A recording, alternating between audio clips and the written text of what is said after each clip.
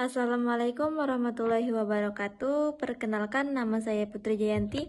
Di sini saya akan menjelaskan tentang strategi difusi inovasi asesmen berbasis AI. Yang pertama yaitu identifikasi dan analisis inovasi. Asesmen adaptif, kecerdasan buatan atau AI merupakan sebuah inovasi dalam dunia pendidikan karena mampu menyesuaikan tingkat kesulitan soal berdasarkan kemampuan individual mahasiswa. Analisis ini ada berdasarkan karakteristik inovasi menurut Everett Rogers. Yang pertama yaitu keunggulan relatif, memberikan penilaian yang lebih akurat karena soal menyesuaikan kemampuan.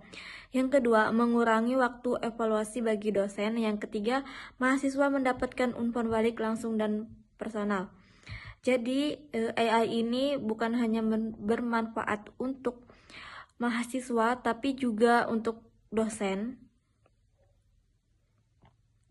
Yang kedua ada kesesuaian. Inovasi ini selaras dengan kebutuhan universitas untuk meningkatkan kualitas pembelajaran dan cocok dengan sistem LMS, yaitu Learning Management System modern yang sudah diterapkan. Yang ketiga itu mendukung kebijakan kampus dan transformasi digital.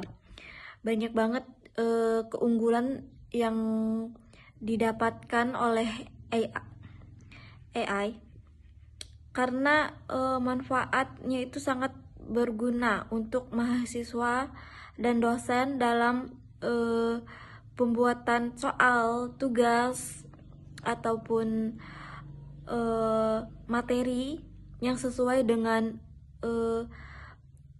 kurikulum yang berlaku. Terus ada juga kerumitan.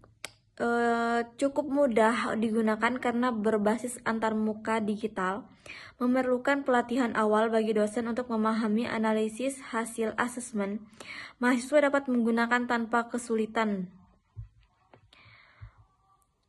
Di sini juga mungkin ada kerumitan karena AI juga memberikan materi yang terbatas. Mungkin sebagian orang atau dosen itu menganggap materi yang dihasilkan ini kurang dalam proses pembelajaran.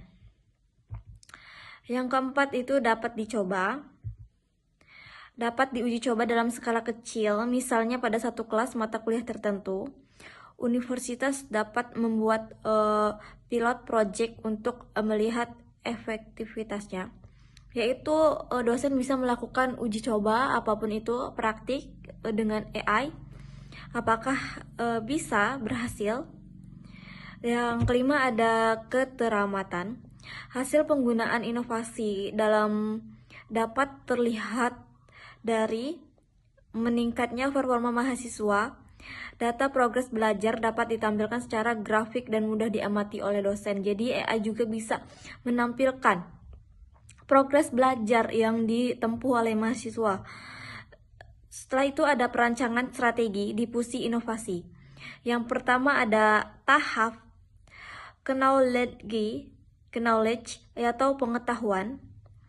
Yang kedua ada tahap pembentukan sikap. Yang ketiga ada tahap adaptasi. Yang keempat tahap implementasi. Yang kelima tahap konfirmasi.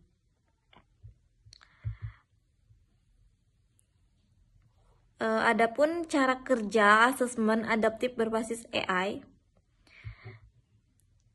bekerja dengan menyesuaikan tingkat kesulitan soal berdasarkan respon mahasiswa. Ketika mahasiswa menjawab benar, sistem akan memberikan soal yang lebih menantang. Dan ketika salah, maka sistem menurunkan tingkat kesulitan atau memberikan bantuan. AI menganalisis pola jawaban untuk memetakan kemampuan mahasiswa secara akurat. Berarti AI ini beneran memberikan apa yang ditanyakan oleh mahasiswa. Jadi ketika kita kurang puas melihat jawabannya, AI akan memberikan jawaban yang lain. Begitupun seterusnya.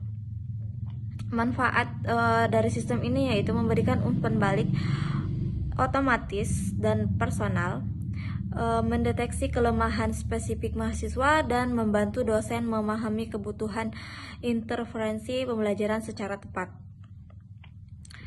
Adapun contoh penggunaan dan dampaknya, yang pertama yaitu mahasiswa masuk ke LMS dan memilih sistem adaptif. Yang kedua, sistem memulai dengan tingkat soal sedang. Yang ketiga, berdasarkan jawaban, AI meningkatkan atau menurunkan tingkat kesulitan.